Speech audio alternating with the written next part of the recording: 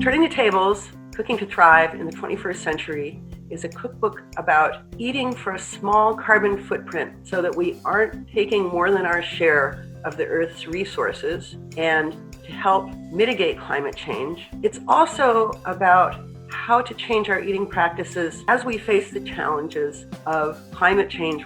There are a lot of cookbooks on sustainability, green cookbooks, but there's just not a lot out there on low carbon cooking. We've developed something called life cycle analysis, which looks at how food is grown from the farm to the farm gate, right to your stove and to the plate. I want to get resources in people's hands so that they can figure out ways to combat climate change in their own homes. I didn't see another book out there like this. A cookbook for people who haven't maybe cooked much in their lives, for people with families who have to get a meal on the table every day, for people who like to experiment and learn new things. A couple of dozen recipes for very basic types of food like egg frittatas, hearty salads, harvest bowls, fruit crisp, hearty soup. The cookbook has a step-by-step illustrated unrecipe, as we call them, where you can slot in the fresh produce that you have and add pantry ingredients,